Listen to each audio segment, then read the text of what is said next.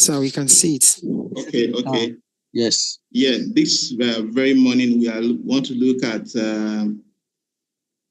publishing in reputable open access journals. That is the whole emphasis for clear delivery. Before us again, on the next slide, we have the outline for this workshop, which shall be looking at the import search from a thesis. Please, okay, journal article, especially open access, and we'll look at how we can possibly avoid predatory publishers or predatory journals, as the case may be. Then the last thing we'll be looking at is mastering submission, peer review, and the publication process. So these are very important areas we'll look at today. And to start with, when we say the importance of publishing from a thesis, of course, we all know what a thesis stands to be. And we know very carefully that theses are their fulfillment, in requirement to, get a particular degree or what have you. It could be a bachelor's degree, it could be a master's degree, it could be a postdoctoral degree, a doctoral degree. So whichever, a thesis is required to serve that fulfillment. And of course, why do we have to, publish from a thesis? We know that a thesis, carefully, is just to it's just for a university community, it's just to satisfy a particular requirement that, in line with, in view of these, I am writing this so I can be certified, so I can be called this, I can be given this certification, either a bachelor, a master's, or a PhD. So whichever, they are very important. So why do we have to publish from a thesis? Of course, that your thesis beyond that your university, Recording in progress. The people who have to, look at it are your supervisors and your department or your faculty members, as the case may be. But for a journal, it goes beyond, the academic, your immediate, community. So it gives you, when you publish from a journal, it gives you that academic and mention the rest. So of course, another thing we'll look at is that it contributes to knowledge. Of course, contribution may not be known globally, but the fact that publishing in a journal gives you that that power, that prowess to be a contributor to knowledge, and that is a very important aspect we'll continue to look at. And another thing we look at again is that it supports career progression. And, the fact that you would have to publish, makes you progressive in your career. Gives you that funding opportunity and professional recognition. Publishing makes you, a figure, an academic figure. People want to know, people read your work, then they get to know you from what you are doing. And by so doing, you have carved a niche for yourself. And that is one of the importance of publishing from a journal. I know because of time, we may not have to dwell much on it.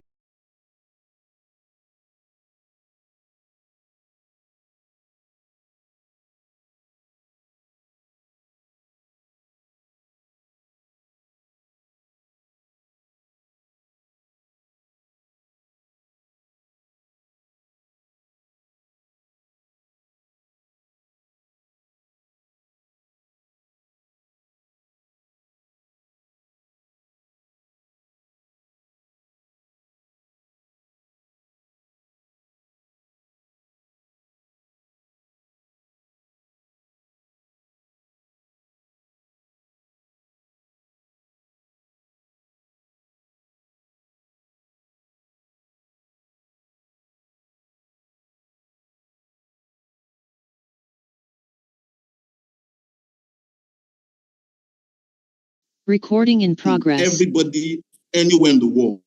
And another thing is that it increases citation and global leadership. Of course, in as much as your work is free, it can be easily used and reused and being cited by scholars. And of course, in so doing, that gives you that global readership. It gives your study, you and your study, that global readership. Everybody wants to read you. Everybody likes to read you because your work is open. And of course, open access complies with the funding mandates.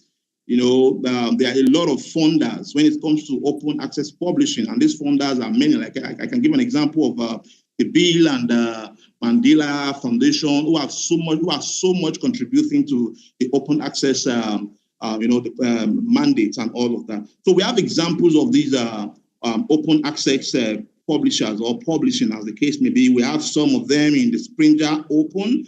We have it on the screen. We have the Wiley Open Access. We have the Scopus. We have Schimago, Web of Science, which is the WS, and we have the Duhad. Duhad is paramount here. It's a key player here because the Duhad here is that these are the directory of open access journal, and I think it's a key player in this context. It's they are the biggest promoters of open access publishing. I don't know if I'm too fast, but I think I am going on a very slow pace. Moving forward to the next slide, we have the differences between theses and journal articles. Of course, we know carefully that in terms of, we have the features there, in terms of length, of course, your thesis could be over 20,000 words and above. It can be 50,000 words, it can be more. And of course, for a journal article, you can have 3 to 10,000, 3 to 8,000 words. Of course, sometimes in some journals, we have 3,000 words for short communications, for review papers, for opinion papers, can stand in for that amount of words, like 3,000. But maybe for a research paper, when I mean research paper, I mean an empirical paper, it could be around 5,000 above. So it depends on articles for research papers, issues and policies. So you must carefully know the audience, your audience. I think audience from very agents, or I would say sections that in our next I will say that in our next the next slide. So we have a number of things that it's what you have mentioned in chapter 1, you could even repeat it again in chapter 2 and all of that. But for a journal article, the writing style is usually concise, clear, and structured. You don't have to bog your audience with too much of details. Just tell them as that makes more sense. So I don't have study is it's a global thing. Everybody wants to really standard 5,000 words, and I'll be looking at you must in some journals I factor. They have 100.5. I keep imagining, how do these people arrive there? Because when you check clearly in the defined databases of Scopus, Web of Science, but you see this fake journal, it is 20.4. You can do that by going through the indexing, going through certain sites like the Scopus, the Web of Science, data articles published in us to do. What am I supposed to do as an author? Am I supposed to use a citation style? Am I supposed to use these journals? Sometimes I look at the past or of studies are pardonable errors. I don't find it so may be fake. And to them, they are fake journals. They are bogus journals. Authenticity. They are not well indexed. They charge excessive fees. They have no review, no peer review process. They have fake impact factors. I think I've just mentioned some minutes ago. These journals have fake impact factors that you cannot impact factors you cannot really verify. 80.2 impact factors messages. I will show you some of the aggressive messages I have been able to scan together in the next slides. They will be sending you dear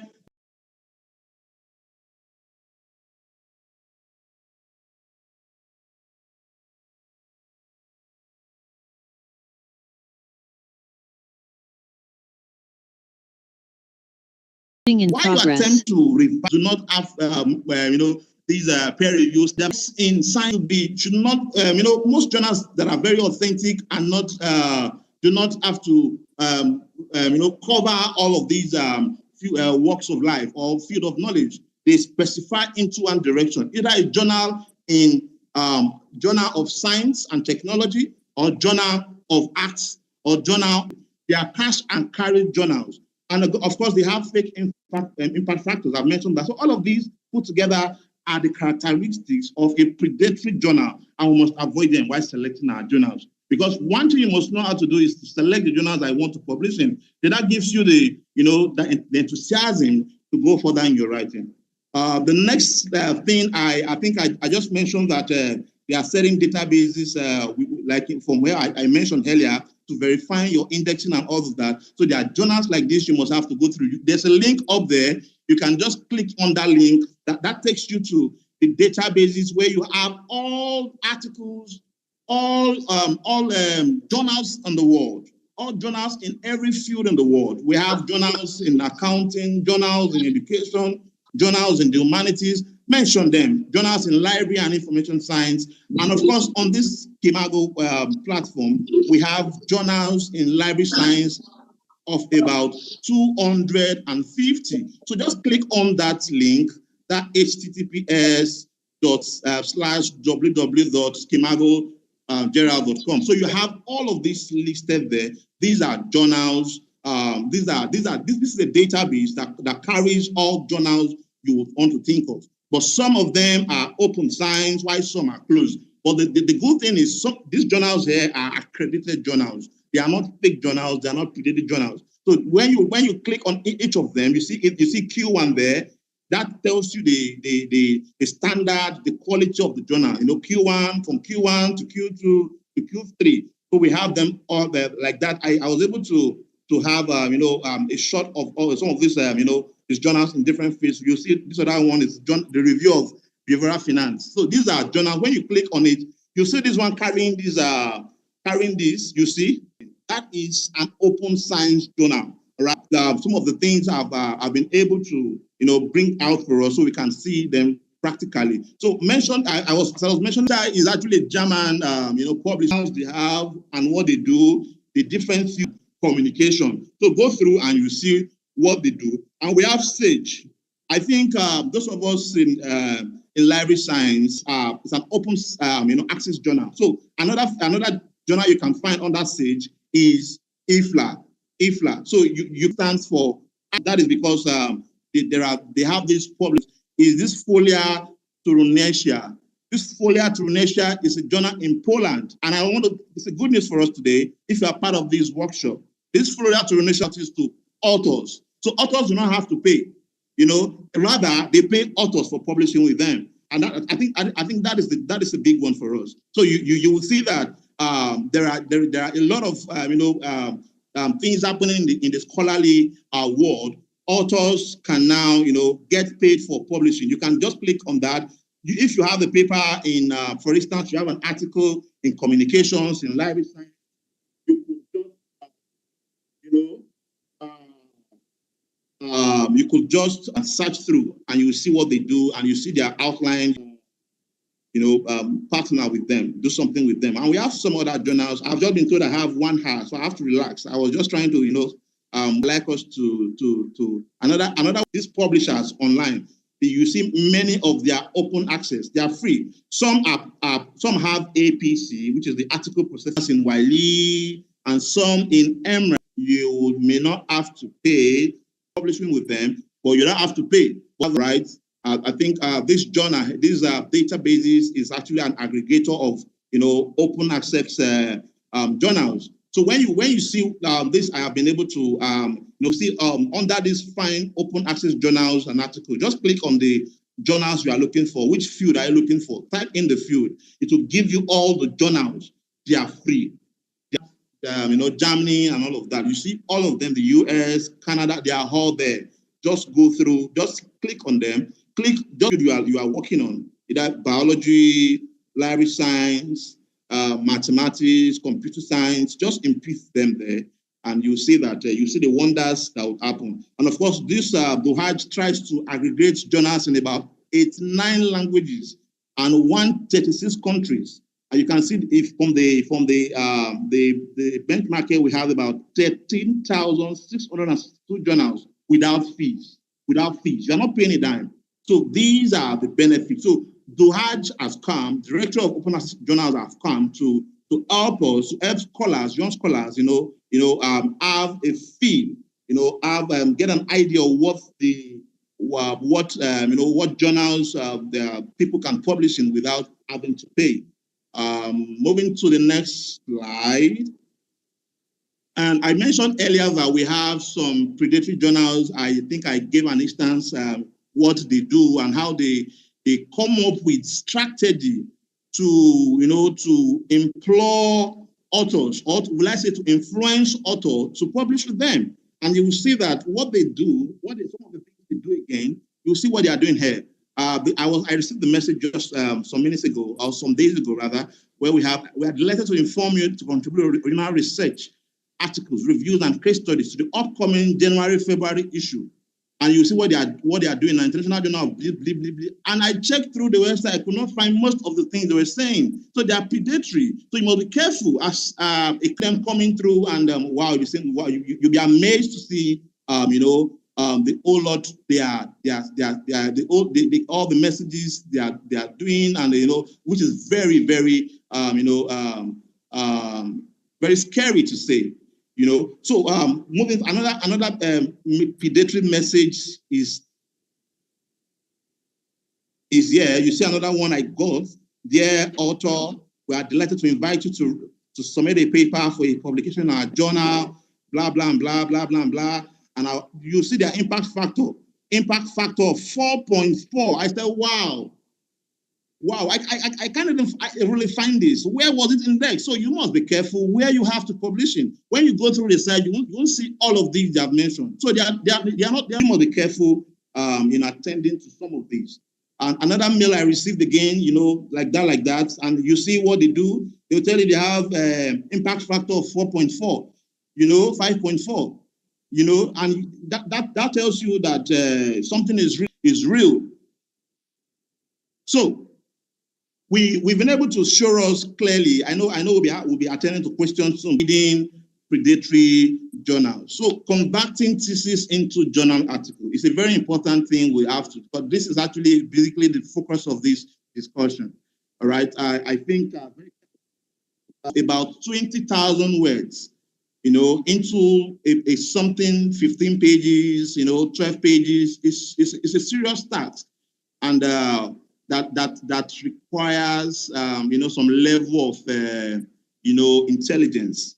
So the first thing you have to do is to identify the core focus of what you want to look at from your paper and the objectives. In your thesis, for instance, you may have 5 objectives, 7 objectives. The specific objectives. All right. You are bringing, maybe you have about 7 objectives, for instance, 7 specific objectives, and you want to, bring out something from that objective. So you may have to, depending on the objective. All right. I don't know the variable you want to look at. You may just bring out maybe 3 objectives alone would be okay. And because of what you want to look at, I don't know what you intend to look at. Then you after setting that call area, or bringing out the objectives, the 3 objectives you want to identify with. Then you see how you can carve out chapter 3 and the chapter 4 where you have the findings aligns with the objectives that you have carved out for. If you have 3, if you are working with 3 objectives, it means that you are, from your review of literature, you are only targeting the reviews that covers that 3 objectives. So you could just deal with empirical review. Most times, I do away with, personally, what I do away with conceptual review, especially for journal articles. I only emphasize more on the empirical studies. So because that is what tells my gap. All right, the empirical studies tells more tell more about the gap that exists in that area which I want to explore. So I will just bring out the empirical study that relates to the 3 objectives I'm working on, then do a gap analysis. Okay, what am I trying to contribute? What is the gap so far, and how am I bridging that gap? Then after that, do a concisement of my methodology, and of course my objective, which is 3, must also have 3 findings, because you have 3 objectives, my findings should be 3, all right? Then the same way, my conclusion, then my recommendation too. My recommendation there must also align with my objective. So I'm having 3 objectives, 3 findings, and 3 recommendations. That makes it simple. and concise. So you must identify your focus, your core focus and objectives. What out of the 7 objectives I have in my study, I am working with just 3 or perhaps 2. That is a clear definition of what you want to do. So it means from your entire thesis, you can even have 3 publications from them, depending on the nature or on the draft of the objective. So now the next thing you would want to do is to select an appropriate journal. Look at the journal before you start doing something significantly. Not all journals may their philosophy or the objective may not really, go in line with what you are writing to and your objective. Take it down. I think I will do that in our next slide. I'm just giving us the next thing we have to do. You have to restructure the content, restructure the chapters. You have to edit it. Maybe there are areas where you are mentioning this thesis has to. Sometimes as you are writing, you may be that this thing is a thesis. Then you have to make them an article. It becomes an article then. All right, you have to edit these things and revise them to ensure that everything processes. And of course, we've been able to look at them one by one. The next thing we have to carefully now go into is writing the journal article. Recording stopped. Writing the journal article. Of course, first thing I have mentioned earlier that in case you have a paper or a study, a thesis that has 7 objectives, what would you do? The question is done that you have a title, all right, from the objective that you are working on. Now, bring those objectives and carve out a title from it. So you can even reach out to colleagues, to friends. Please look at these titles for me. Oh, I have this title. What do you think? I Recording do that a lot. In progress. Some very well most times on formulating titles or creating titles. But your title must be as engaging and as concise as anything. So because that is the first thing that interests a journal article, the journal editor, and sometimes the reviewer. Sometimes when I see the title of the work is not as interesting as I feel, or I don't have interest. The title is something that may discourage or may encourage me to accept to review that paper. So sometimes your title should be as engaging and as concise as you can think of. So your title should have that conciseness. Sometimes about 18 words, 17 words, 20 words. But not sometimes not more than 20 words. Some people say not more than 21 words. So depending on whichever way you want to, craft it, be careful that your title is very engaging. It covers the variables in your work. Your title should not be misleading. Your title should not say what is not in the content. So your title should be overhauling, should cover everything that the work is all about. Then after that, the next thing you may have to think of is to write the abstract. Sometimes some people tell you the abstract should be written after the entire work, which is very correct. But sometimes you may just have to, do a sketchy abstract or a purposive, abstract just to guide your workings. And of course, your abstract should not be more than, in most cases, the journal will specify to you that your abstract should not be more than 200 words, or should not be more than 250 words. Like most times in Emerald journals, they allow you to use 250 words. But in Taylor and Francis, they'll tell you your abstract should be around 100 words, So you have to now work very intelligently in trying to make it so concise so it can fit into their journal requirements. So again, some journal will tell you your abstract should be structured. And some will tell you make it unstructured. So either it's unstructured. If it's structured, I think I didn't I would have been able to do something, but I think it escaped my mind while making this slide. I think for a structured abstract, I will just explain what makes it structured. In writing the abstract, the what's it called? The elements, that forms your abstract would have been your title, your objectives, your methodology, your findings, conclusion, and sometimes they'll tell you to add novelty or the social implication of your research. So you may have to now divide in the structured pattern of your abstract. You have to divide the abstract into one, the purpose. You have purpose. Now, what is the purpose of this work? I think if time permits me, I'll go online later and show some of these examples. Now, in the structured abstract, you have the first thing, the purpose. Now, you put purpose, column. Then tell us the purpose of this study. All right, you state it. Then after that, the next thing is now the design slash methodology. Design slash methodology. Then you tell us what is the design of this work. What is the population? You discuss all of that. Then after that, the next thing is now findings. All right, put your column as well. Talk about the findings. The study found out that this, and that. Then all of that. Then you may have to now include a conclusion. You all right? What is the conclusion of this study? Then the next thing will now be implications. All right. So you play like that. So in so doing, I've been able to structure the abstract into purpose, design, findings, conclusion, and implications. Sometimes you may have they want to see the originality. So you may have implication and then have originality. When like most times in Emerald journals, they will tell you originality. They want to know what is the novelty, what is that novel idea that is sailing through this work. What makes this work different from other work? So you have to state it. This work is the first study that has been conducted in Nigeria. That is the originality. That is the novelty. So with that work sells. So you must know all of these, that we have the structured and the unstructured abstract. The structured is what I've just mentioned, that you will have to structure your abstract into the subheadings, into purpose, design or methodology, findings. The next one is conclusion. The next is implication. And the next is what? Originality. So as the case may be, every journal have their requirements. So that is why I will always refer you to that. Ensure that you go through the journal requirements, go through their guidelines, so that will guide you more. Of course, the next thing is now the introduction. The introduction. Because you are trying to make all of these concise, you are trying to bring down all of these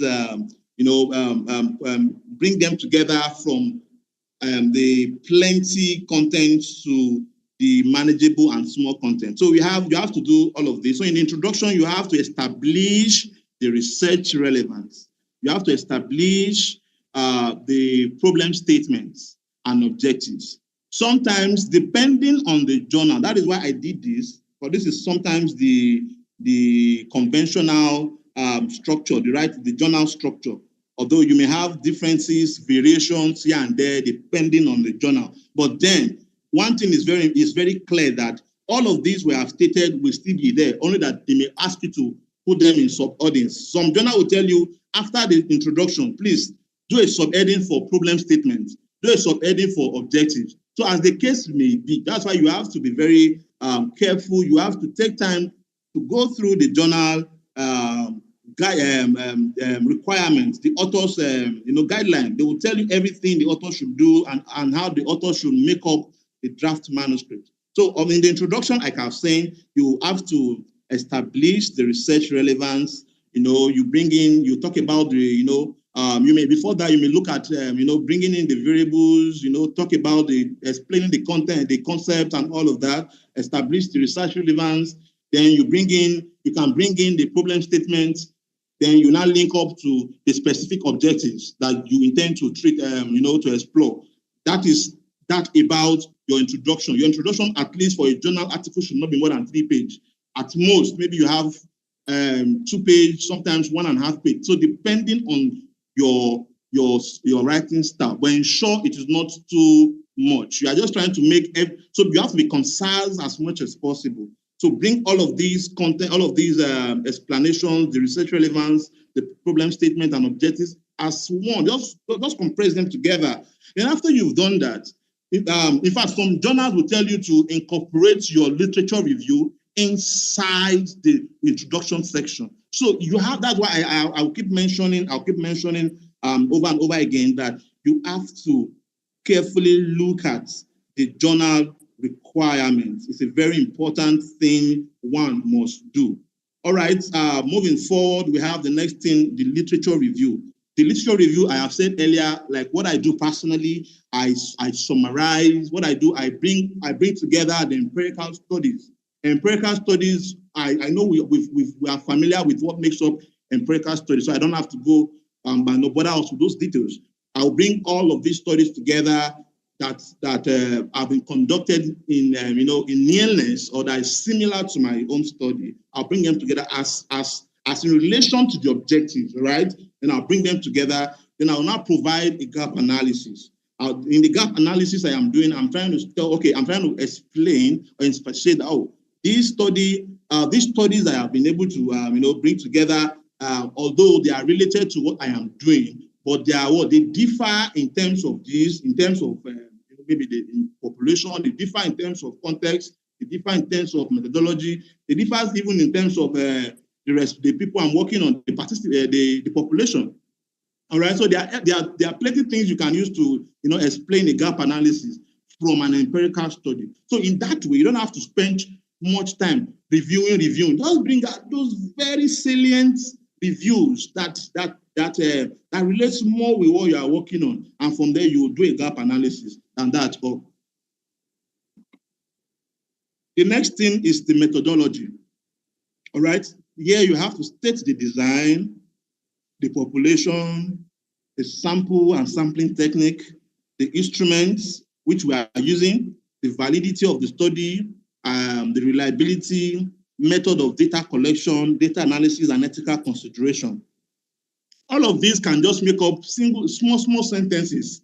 You bring them together as one, all right? So the first thing you have to state the design. Which design are you using? Is them experimental? Is it descriptive survey? Is it correlational design? So you have to state the design carefully, and you look at what is the population of this study? Who are the population of this study? All right, you state it carefully. If you have a source, the source of the population, you can put the source there. I got this population from this, or these are maybe from this, they are this, and you make it so clear. All right, what is the sample? All right, what is the sample of this from your population? You have to look at the sample, and if they work as a manageable population, of course, you may not need a sample. All right, that will require that you are using a census sampling. So, as the case may be, you have to define all of these from the sample size to the sampling technique. You have to be very, very, very careful about bringing all of this together, because the reviewer is interested to see the strength of the methodology. Every study that has a faulty methodology cannot be accepted, because if they fault your methodology, it means that the way you were able to conduct the research is faulty. So they may not really accept it. All right. So they may not really accept that way, because they feel that maybe the way and manner you have done the research is faulty. All right. So you have to look at the instrument. Is it questionnaire? Is it did you use focus group discussion? Did you use interview guide? So all of these must be well stated. Just state them in simple sentence. All right, in reporting sentence. Then you look at the validity. All right, is it valid? Is it validated by experts? Did they who looked at it? What were their comments? You have to state them. Were they professionals? Recording stopped. You have to state who were there and all of that. So the next thing is reliability of the instrument. Did you conduct a reliability test, or a pre-test, or a post-test? How did you go about it? What instrument did you use to measure your reliability? Was it split half? Was it test and retest? All of these must be stated in your reliability. And the next thing is, how did you collect your data? Was it physical? Was it virtual? It must be stated in your method of data collection. All right. So the data was collected using Google form on the 15th of February 2025. You must state all of this clearly in simple sentences. Then the next thing is now data analysis. How were the data analyzed? Were they analyzed using descriptive statistics or inferential statistics? So you have to state how the analysis were being done. Did you use mean to answer the research questions, or did you use simple percentages? So you must understand all of this. If you use descriptive statistics, you have to mention which of the descriptive statistics did you use. Were there mean or standard deviation, or simple percentages or charts? So you must indicate.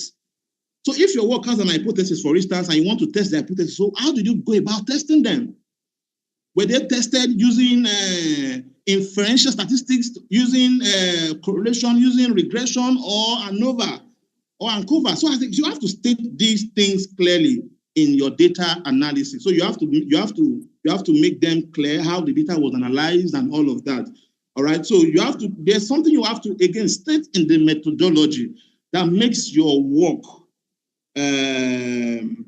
ethically considerable, before every journal, is that there must be ethical consideration. How did you go about this, this study? All right. Did you receive or did you get ethical clearance? Okay.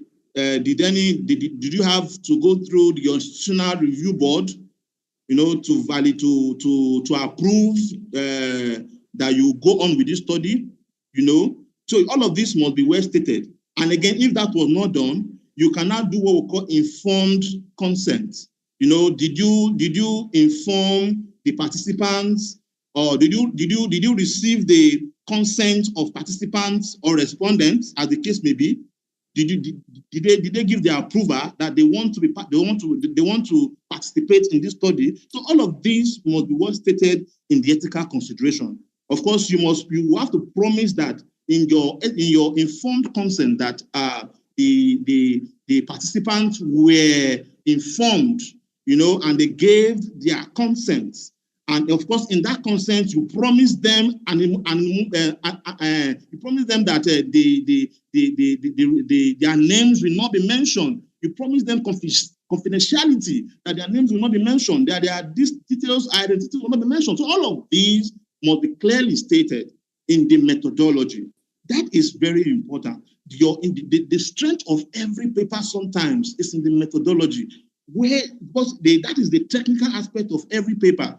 They want to see how the justification for using this sampling technique. They want to see every justification. Why am I using this? Why am I using that? It must be well stated. So having said this, the next thing is now the results. The results can now be presented using charts, using tables, using statistical and analytical tools. Maybe you are using mean. Of course, you have to tell us how using tables to explain the data. And of course, you have to now interpret the data after showing us the figures and where they appear. So you have to tell us all of this. So you have to show clearly.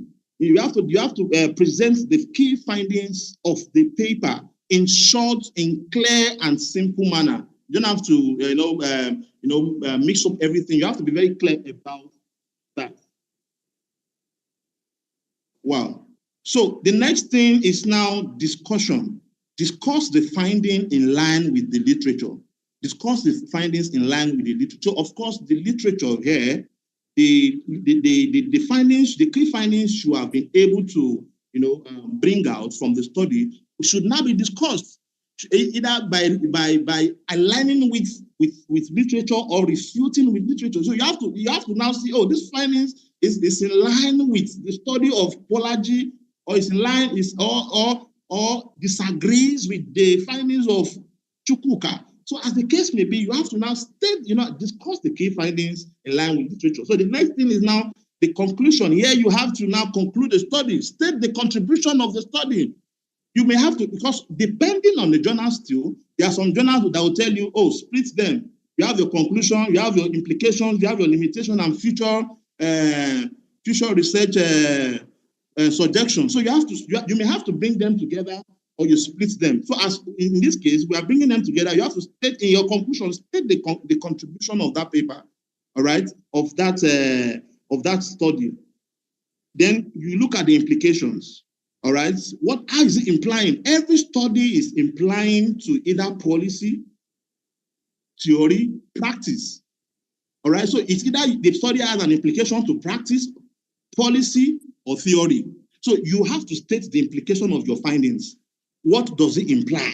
What does it imply to research? What does it imply to policy? What does it imply to practice? What does it imply to theory? of your discipline. So you now have to, the next thing could now be the limitations. Every study must have limitations, whether you like it or not. You have several constraints, and you have to mention them. Now, it is from that constraint, this limitation, that you now have to suggest future research study. So all of these we've been able to say clearly, but we have to move to the next slide. So you have to now look at ethical. We are looking at ethical and academic standards in writing up your article. You must be very careful, proper referencing and citation. Today we now have people who don't really who are not very conversant with these referencing patterns and all of that. Especially those there are some persons who are not really grounded in these. They mix MLA with APA and all of that. Chicago with Torobian and all of that. So you must be very conversant with your referencing and citation styles. You must ensure everything is well patterned, well crafted, and all of that. So another thing I want us to be careful about is that we must know that AI hallucinates. AI hallucinates. So I know that is the trend today. A number of us use AI to generate. So do not overly rely on AI to generate content. You must be careful. You must be careful. So because I tell us very sincerely, when you use AI to generate referencing, they are not real. They are fake references, and they have implications. So we must be careful. So the next thing is the ethical authorship. These are ethical standards you must comply with. Your author, whoever you must author with, must contribute significantly in your paper. Don't add my name. Whoever does not contribute, that item should not be part of it. Should not be part of it. So you must be careful. You must not those of them who contribute significantly. And that's why in most journals, especially in Springer, they ask for author's taxonomy.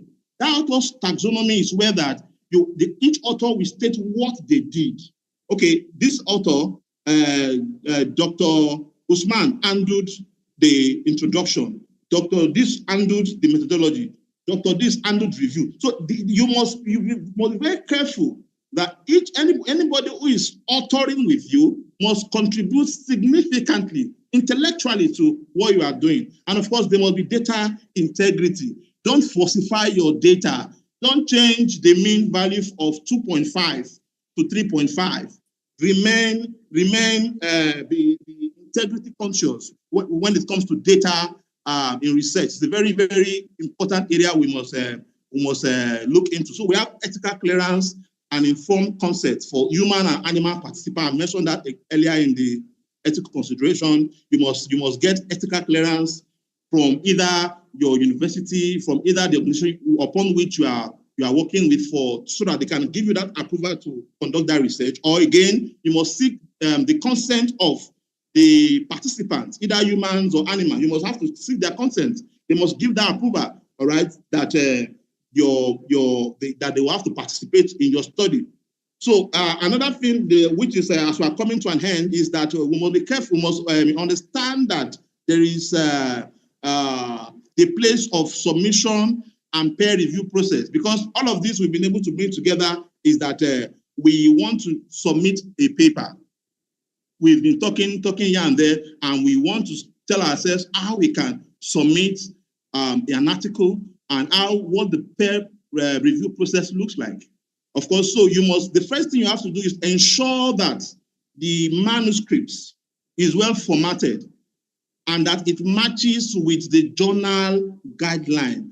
They ensure manuscript formatting matches journal guidelines. Ensure that as much as you are formatting your manuscript, look at the journal guidelines. If they are expecting your line spacing to be 1.5, please maintain 1.5.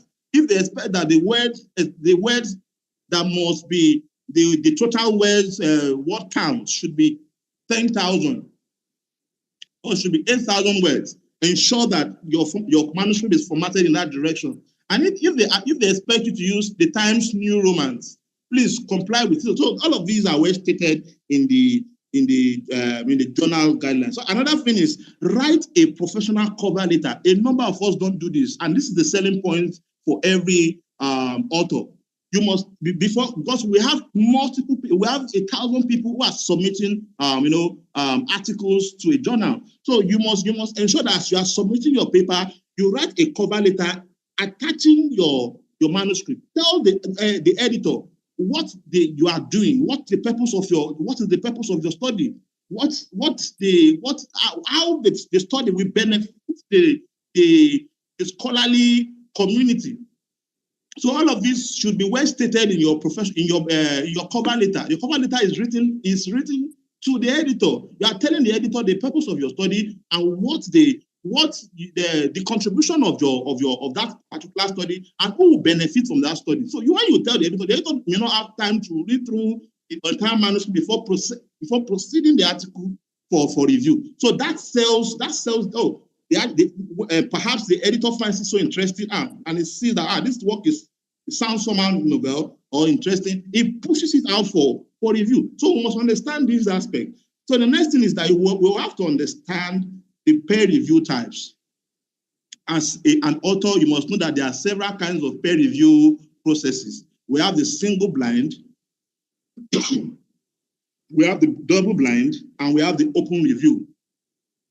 The single blind is a case where the author does not know the reviewer, but the reviewer knows the author.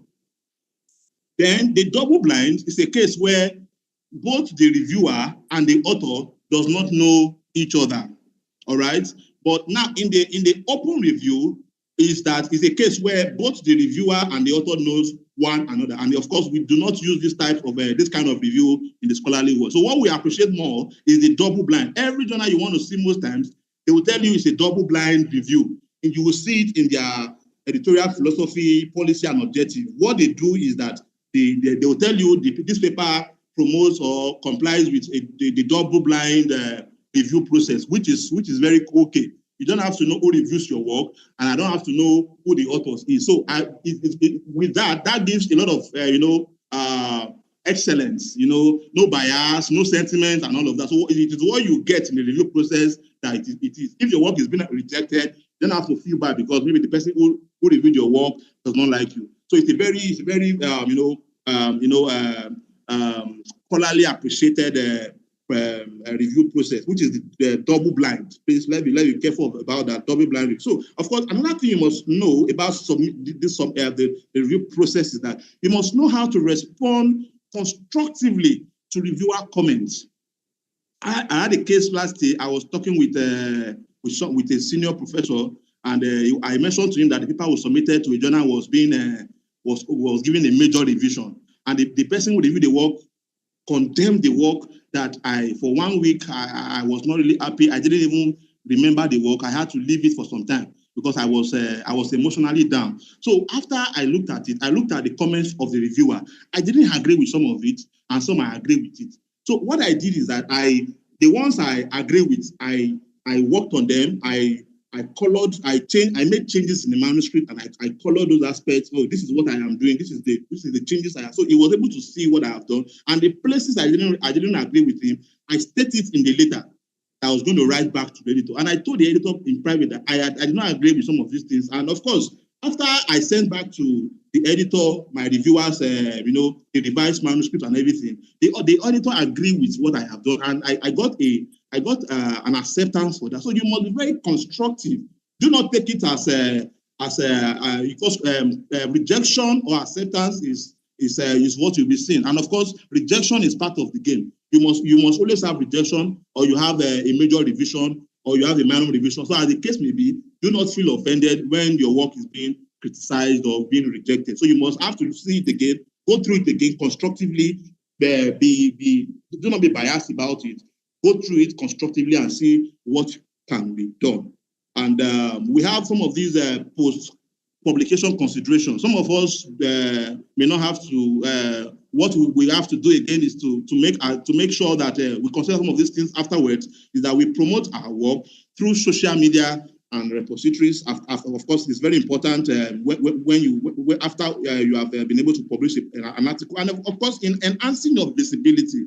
Please, I encourage scholars here today, prospective scholars here today, and scholars here today as well, to register with some of this platform. We have the Google Scholar, the ResearchGate, and the OrcID.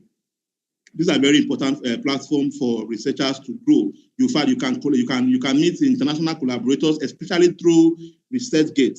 It's a very, very important platform I want to recommend to everybody on this webinar today. And another I want to say is that you have to keep monitoring your citations through the Scopus database, the Web of Science database, or the Google Scholar. You'll be seeing how your work is being cited, and of course that gives you joy, and all of that. So these are post-publication considerations for today.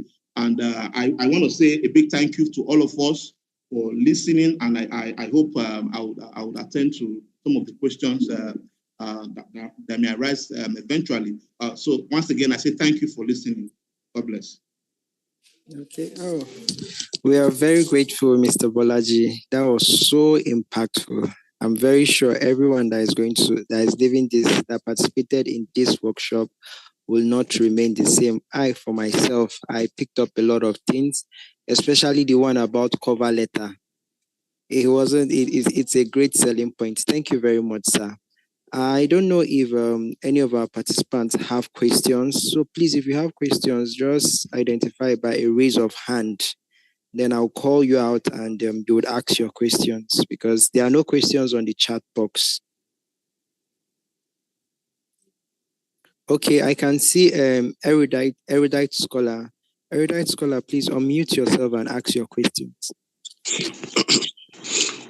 Good morning, Ma. Good morning, the presenter or the lecturer, and good morning to everyone in the house.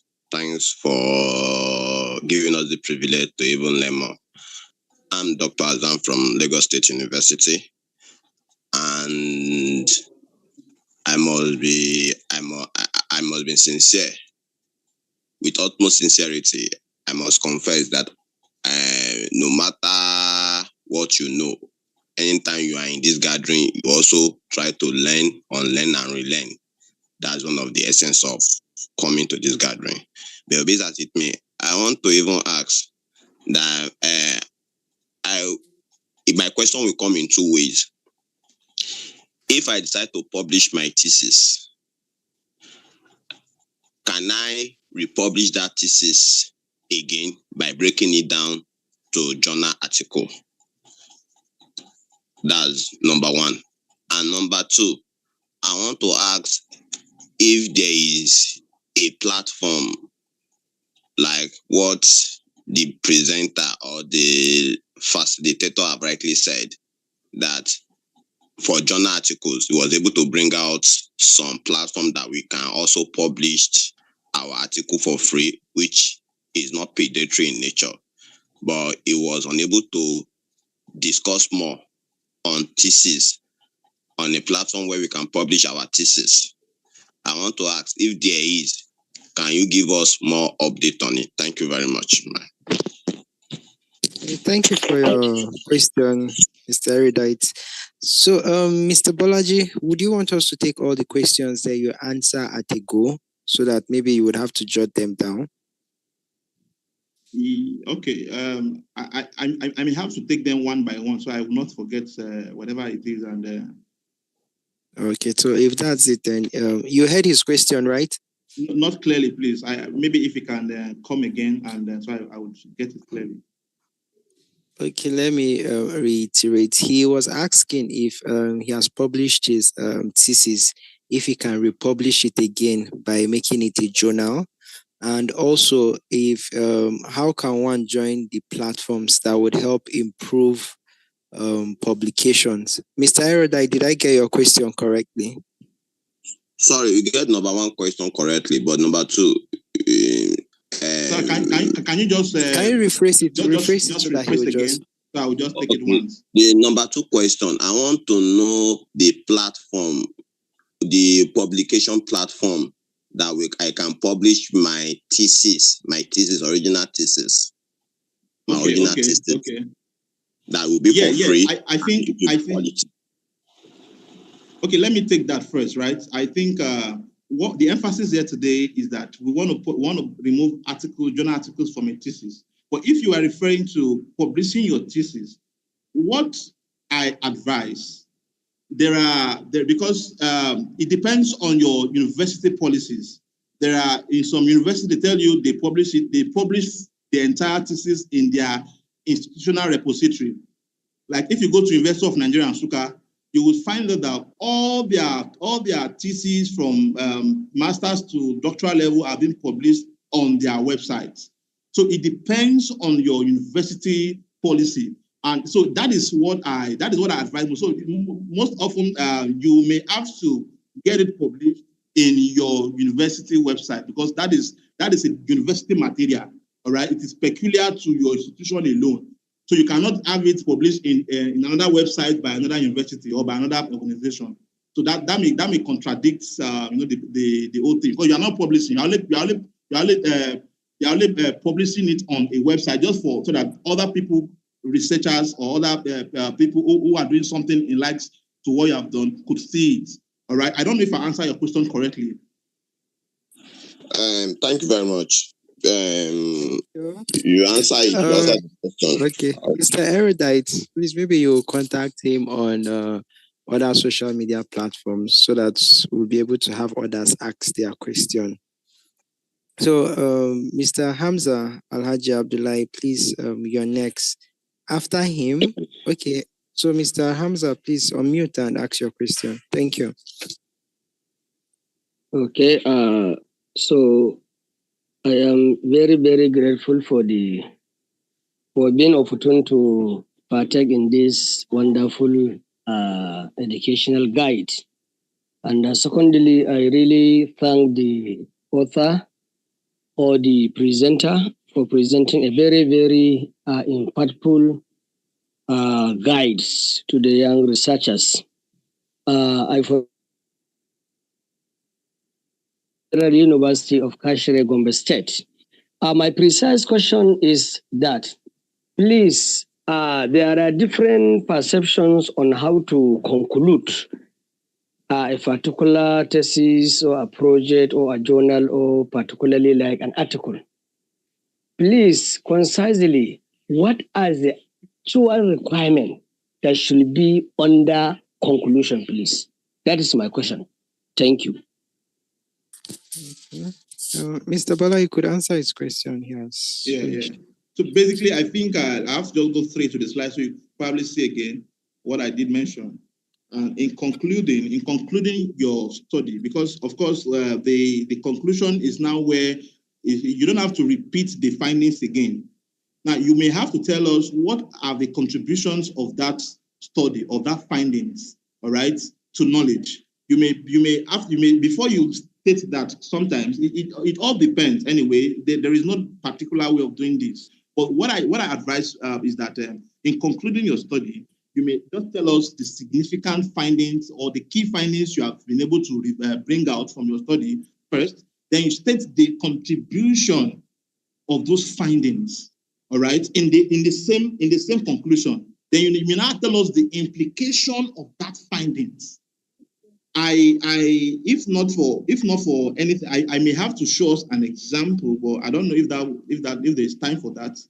If there is time for that, I don't know. But to kill time, you may just have to you state the key findings, state the contribution of that work. All right, is it to knowledge? What are they contributed to knowledge and all of that? So what are the implications of that findings? Does it have implications to policy in your field of study? Does it have implication to practice in your field of study? Does it have implication to theory? All right. So what are the implications? You have to state it again in your conclusion, because the conclusion is now the hallmark of you are ending the study. You are coming to a close of the study. So all of these are the ingredients that forms it. Like I mentioned earlier, depending on the journal format that you are really patronizing, there are some journals that will ask you to break this conclusion down into. Even in the conclusion, I think I even skipped the recommendation. It can be part of it. There are some journals, especially they'll tell you, bring your recommendation together, collapse them in the conclusion. So you must tell us, based on the findings of this study, these are the recommendations. You recommended that this and this and that. And of course, you have to tell us the implication of that study, of that findings. What are the implications? And I said earlier, implications are written according to policies, according to practice, and according to theory. All right. So you must tell us all of this. Then you may now have to tell us what are the limitations of this study. All right. You know, if it were to be a thesis, you have it as chapter 5. You now begin to see conclusion and recommendation. You now have you begin to see other things that comes on. Like with the first thing, you have the summary, conclusion, recommendation, implication, contribution, and all of that. So all of this is what we're talking about here as well. In your conclusion, bring all of these subheadings together and collapse them together. That is what the conclusion is all about. So thank you, Mr. Bolaji. We greatly appreciate. So we have 4 persons. After these 4 persons, we'll be unable to take any more questions. That is BBG, Kemi Olo, Legari, and Yusuf. So BBG, you could ask your question. BBG. Okay. Thank you for a very wonderful and very educative lecture. My question here is will I say young researchers mostly have this will I say notion that these reputable journals do not accept articles from young researchers, or maybe with journals with names that have not published in reputable journals before. Like they have to include, or they have to see some kind of renowned researchers that have published in these reputable journals before accepting their manuscript or so. So I don't know if that is really true. And then my second question is, people get this difference between, or should I say, we get confused, the difference between APC, that is the article publication charges, and there is another one, publication fee, I think. Publication fee. I think so. Once you see a lot of dollars shown on this article publication fee, we tend to think that no, this is not our. One cannot be able to go for that, and then like that, and then we get discouraged. We don't read. You not even know that is a free publishing journal. Seeing that APC or something. So I just need some clarifications on that. Thank you. Yeah. I think I didn't get your first question clearly, but I don't know if you may recall. So I think I need to follow along. Okay, I said the first question I said is people really get this have this in mind, that especially young researchers have this in mind, that all these corpus indexed journals or these reputable journals do not accept manuscript or articles from researchers that maybe I'm just publishing for the first time, and then I tend to, and then that is part of the author journals or all these high indexed journals or some young researchers back in public. That is not true. Published in these top tier journals, you have to be a renowned person or a renowned scholar. No, it's not true. What the journal specifies for you is that in every journal you want to publish, you just ensure that you carefully read through their philosophies. Every journal has their philosophy. There are some journals that accept papers on digital technologies. So when you send anything that outside that, these scholars only repeat for, like anything you are saying should be not entirely completely new, but they are contributing something to knowledge. You are adding up something to knowledge. The first person that receives the journal is called the journal. I use 1.5 line spacing. So when the journal administrator looks at that, he passes it to the next person, who is called the journal editor. It is now the journal editor who uses expertise, to check all of those, everything about the paper, everything about the article. He may even check for plagiarism. He may even check for the use of AI in that paper. If the journal is against the use of AI, he may now begin to check for and to ensure that the author is doing something novel. All right, it checks on other databases to see that that title or that work has not been done elsewhere. Then after the author is satisfied, the editor is satisfied with what you have done, in that sense, sends it out to 2 reviewers. So that is the process. So you must not be a renowned professor, a renowned scholar, or writer to have to publish in any top-tier journal. I'm telling you, I think by the grace of, I have other persons in Nigeria here who are patronizing these top journals. It's seamlessly, they are patronizing them seamlessly. So without any cost of being, you must not be. And I'm not a professor yet. I don't think I am one. So you must understand that what the journal is after is that you meeting the criteria, is you doing something authentic, something quality, something new. And that's what sales are making mention of APC, processing charges, article published with them freely. Like most of them are collection. At the point of acceptance, they will tell access, you will not have to.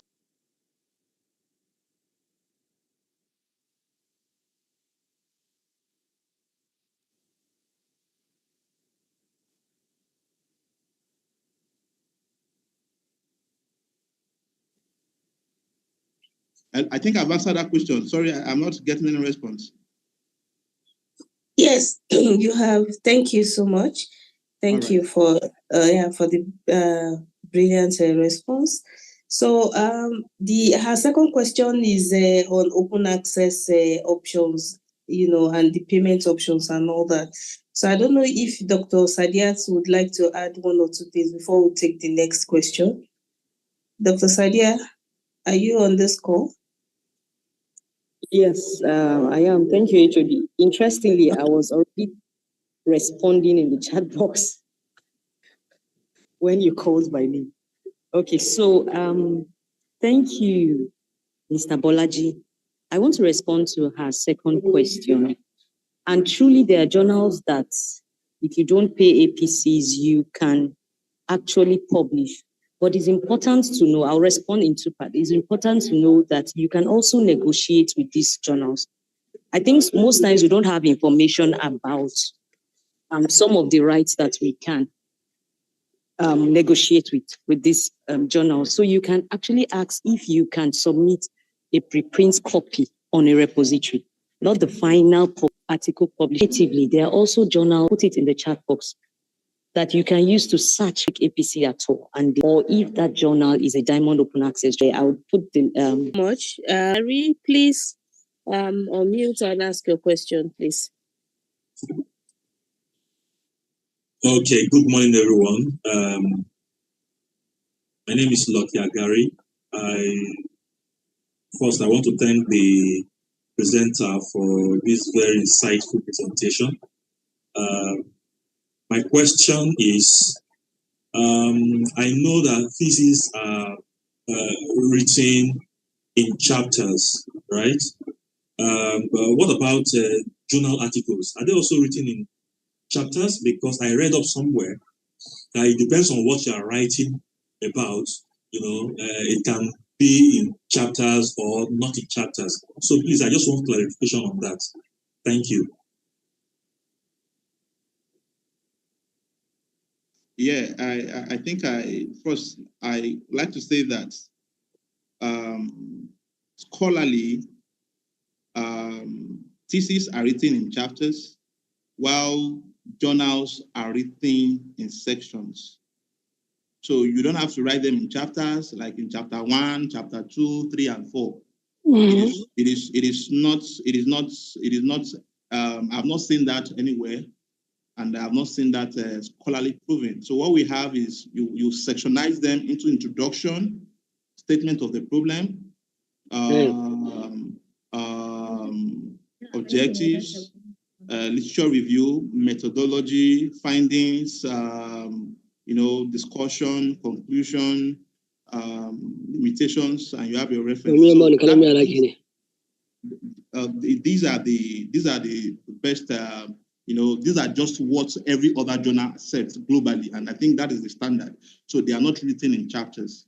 except that you may want to, upload your thesis into repository or for whichever. But these are just the standard journals are written in sections or some sort of subheadings, as the case may be. So some journal will tell you do it in this subheadings, do this 3.1, 3.2 like that, 1.1. Okay. Those are actually clear, but not in chapters. Well, thank you very much for this clarification. Thank you. Yes. All right. Thank you so much, facilitator. Thank you for taking out time to share your wealth of experience with us. We have the next question from Mr. Joseph Kenneth. Joseph Kenneth, please unmute and ask your question. Thank you. HOD, and it has been and thank you, the facilitator and everyone, and Mr. Bolaji. We want to thank you for this eyes-opening teaching. And my question is about some open access publish requirement and all that. What will now be their impact, or in your work, will you still have the full control of your manuscript, or there are ways they will regularize if they have paid you for that in reality, or what is the modality? I just want to know more about that. Okay, like that of you have full access, just like you sign a contract with them. Every other journal like that that you would want to publish and not publish that again into does not mean that you don't have fund it massively. In fact, they have been trick. They are just the one to own everything, the one effort that you have put into the research writing, and that's all. Take control of the intellect. All right, thank you so much, Mr. Bolaji Oladokun. The next question is from Mr. Yusuf. Mr. Yusuf, please unmute and ask your question. Lagari and Joseph, please lower your hands. Mr. Yusuf, ask your question, please. Okay, thank you very much. Thank you for the insights. I just want to ask. I think the facilitators still need to dwell more on how, because most of these are major, we consider as a major journal that gives problem, but then for someone to penetrate it, what someone needs to do, because most times what researchers see from them is just desk rejection. Immediately you send it, they just put in the next 30 seconds, they send it back that it has been rejected like that. So I will like to ask if you can explicitly state what they look for, apart from being that, okay, to you that you are writing, you may feel that it is an original concept you are trying to pass across, but to them, I don't know, they will just reject it. Secondly, it's about the issue of the same thing about the journal. In a place whereby most of them, they do merge literature and hypothesis development together. And the way they will even state their own hypothesis is quite different from the way we state it in our thesis or dissertation write-up. Most of us in our dissertation write-up, we emphasize on null hypothesis, which is contrary to what those journals did, what they normally do rather. So in this lecture, I don't know if you can help us to explain about their own this literature and hypothesis development, how they merge them together. Because at the end of a short literature given, they will develop an hypothesis. If it is two hypotheses they want to develop, even under one hypothesis, they can also have sub hypotheses. I've seen it like that. Under one hypothesis, can have like 3 other hypotheses under one section. They move to the next section also the same way. Please and please help us to clarify that issue. Thank you very much. Thank you so much, sir, for that question. I think basically I like to start with your first question, which is on how to penetrating these corpus and Web of Science journals. It's very simple. Though, like I said earlier before now, I said rejection is part of the game. Everybody gets rejection for one reason or the other.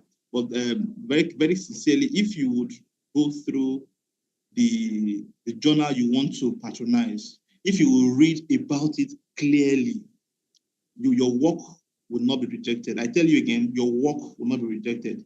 Go through their philosophy. Go through their philosophy. What is this journal philosophizing? What is their objectives? Read through. Is it in line with what you are working on? Do you think they would want to publish that kind of article? So these are just the problem most people have. You know, they just feel like any journal they will just say, they just send to. No, you must look at the philosophy or the coverage area, the scope area of that journal. Every journal has a philosophy, they have their scope coverage. So if you are sending the paper to a journal that just look at geophysics, and you are sending something on biological science, they would accept, they will reject it, they will give you a rejection. In fact, they reject it at the point of submission because it is not even in line with their coverage or philosophy. So these are very important things we must know. In fact, this was you didn't carefully read the author's instruction. There's a place where you see author's guideline in the journal page. You have to read through. What are they requiring? You know, sometimes some of us submit work. We submit it with the author's details in the manuscript. It will be a desk rejection. So you must understand, as you are submitting your article, you are submitting under the double-blind policy, where that the names of the articles or anything that will reveal the identity of the author must not be in the manuscript. So these are things you must carefully look at. You ensure that also that the guidelines are met. And importantly, again, Corpus and Web of Science journals are journals that deals with innovation, novelty, strong novelty. Like if anything you are saying, somebody else has done it before. So what is new? Why would they consider it? Why will it even be considered for review? So these are things you must know. The first thing, again, this other point I mentioned is a very important factor. Ensure that do a massive literature search. If somebody has done it, what is your own contribution? What is your own contribution? What gap are you now covering? What gap are you bridging? So these are important things you must clearly state in your article. And your articles must define these things clearly. These journal editors are experts. They are scholars too. They are well researched. So if you submit an article, the first thing they do a research. They do a search on the author.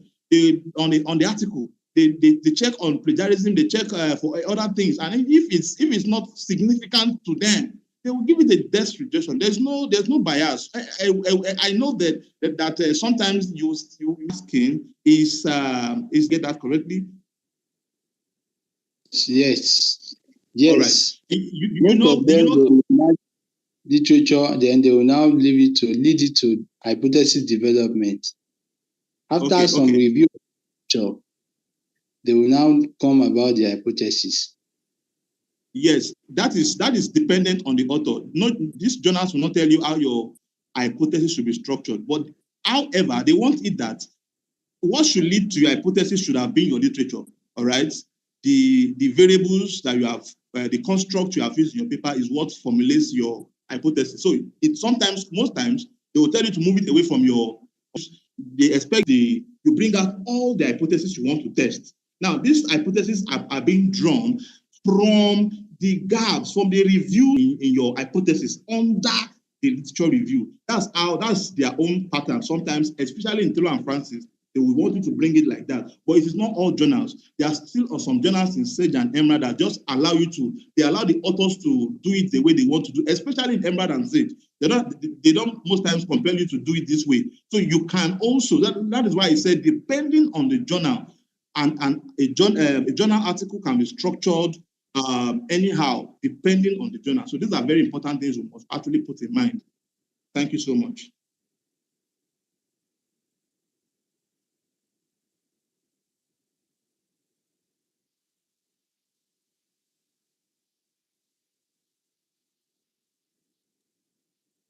Yes, can I ask a question?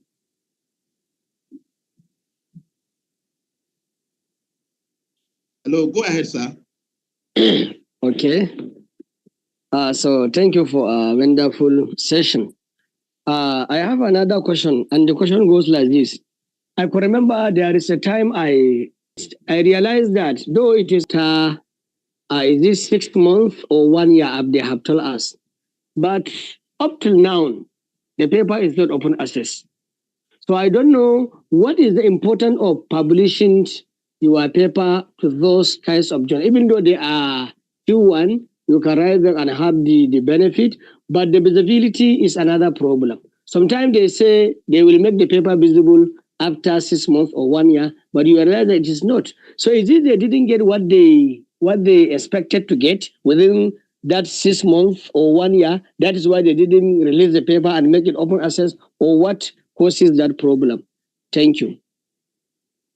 Well, this experience of yours is strange to me because these policies are always stated. I don't think they compromise except for pediatric journals.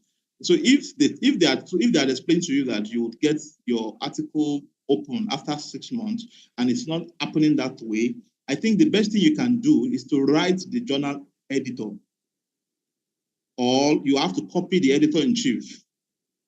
Either of the two, you can copy the editor that this is a compromising, situation. Nothing has happened. So you have to write with, if you can attach that earlier correspondence you had with them or a contract you have with them, then write the editor via email that this is what you are, and this is what happened, and up to now you have not gotten any. The article has not been opened. So you ask him what is happening. So I think he will tell you their own side of the story. Maybe they are working on it or something happened. The journal is not if they are. Okay, can I add something to what the facilitator has said? So in addition to that, that is what we call an embargo period. So it does not necessarily mean that they will make that article that is closed on their own platform open. At times what it means, and that's why I agree with the final copy on other platforms, means that they are always business people. They might not necessarily make that one on their platform open, but you can now hear the one you have on other websites without the fear of copyright. Really agree, like he said, that they will make that published copy open. Usually some policies agree that there will be an embargo period, a year, 6 months, 2 years, depending on the journal policy, that after that period, you can freely share your article online. Do you understand? What is important to verify with the editor? You have given me 6 months. Can I go ahead to share my article freely online? If you're waiting for them to open up the one on their website or on their page, it might not happen that way. But it means you are also initial copyright agreements. Thank you. 6 or 1 year, share my paper through some channels. So there is need to ask him first, or I will just go ahead and just share it through like ResearchGate or Google Scholar and the rest. Yeah, since that information has been given to you earlier, upload on academia.com, ResearchGate, and other platforms. Okay. Yes, you can. Okay, so thank you, sir. But please try and write the editor, please. Okay. Yes. Okay, thank you, sir.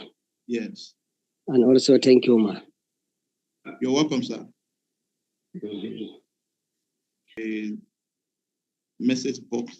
How can someone improve his citation on Google Scholar? Well, another way you can improve your citation is that do something novel, do something new that will attract massive citing. Do not repeat what other people do. Something like that by the time you do that thing, you're going to see people trooping in that area. There's one study I did recently, and about from last year and now, it has gotten about 113 citations between January last year and now. So you try to like that thing before you are doing, and before you know, you must be cited. You must be cited. Anything you are doing around that area. Thank you. Hello. Yeah, hello, Dr. Bashir. Good afternoon. Good afternoon, sir. I don't know whether the moderator is still there, but yeah, Mine is a contribution. Permit me to start by appreciating our presenter for the scholarly presentation. Also, the Department of LIS, FUTMINA, under the leadership of Dr. Fatima Abdulgayam, for putting this thing together. Yeah, mine is just a contribution. I have just 3 publication. I just want to add that if you are bringing up papers for from our thesis dissertation for publication, just like the presenter said, that their own policy, you have to put those things in their repository. But when you are sending it to a journal for publication, you have to declare, because if you don't do that, the plagiarism will be high.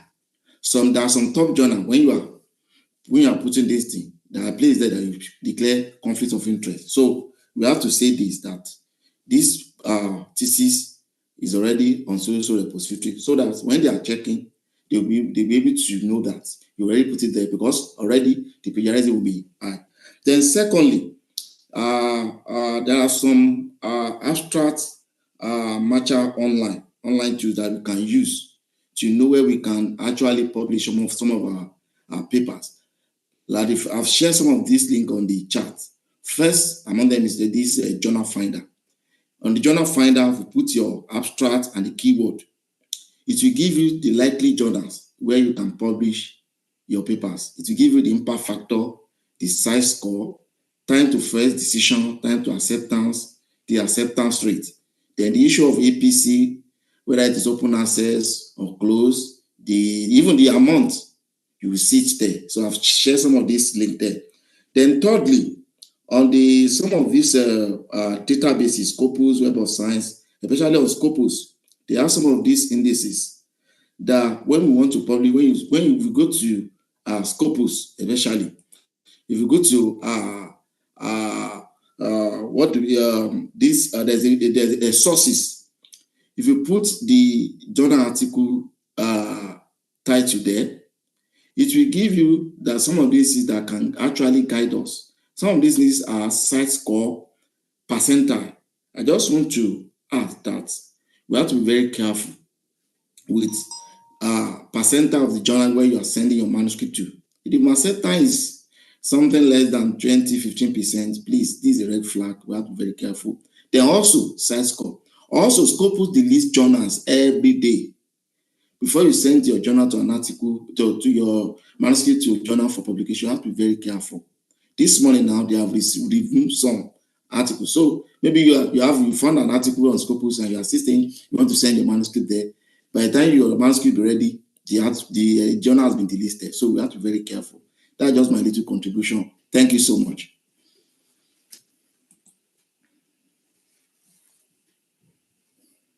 Thank you so much, sir, for that wonderful contribution. I don't know if the moderators are not here. I don't know.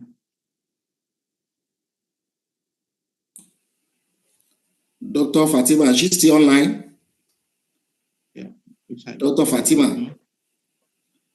Maybe she's having network issues.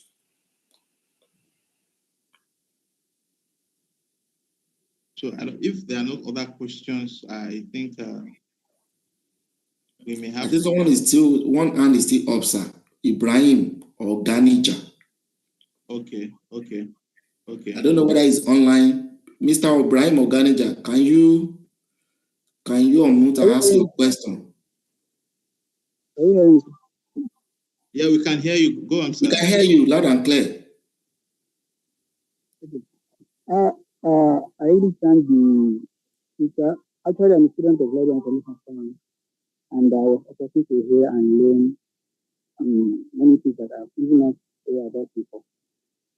So, my question, or some of my questions have already been answered, but the only thing I want to ask is the group, WhatsApp group that the facilitator mentioned that he created for. Sir, can you be audible a bit? Okay, I want to ask that the WhatsApp group that the facilitator said that he will create for this webinar.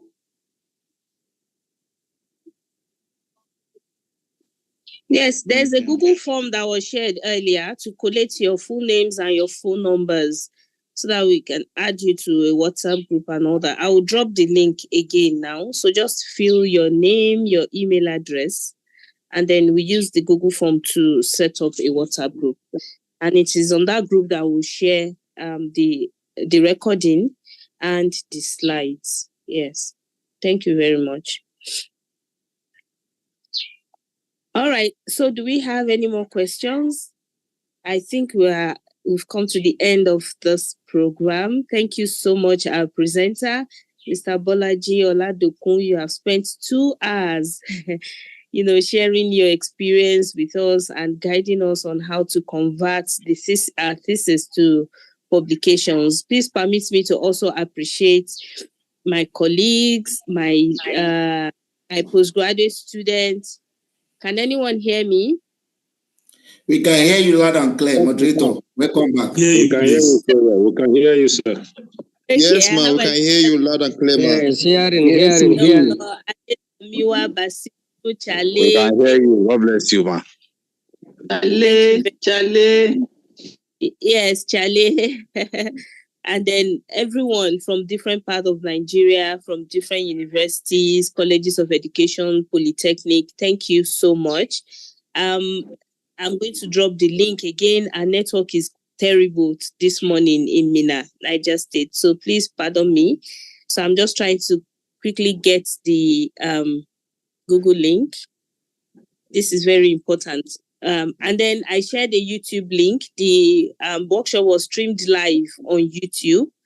So for the recording, if you want to watch and then pick some of the the YouTube link, which I dropped earlier, and I'm dropping the Google link too right now. Kindly put your name, address. Yes, it's here.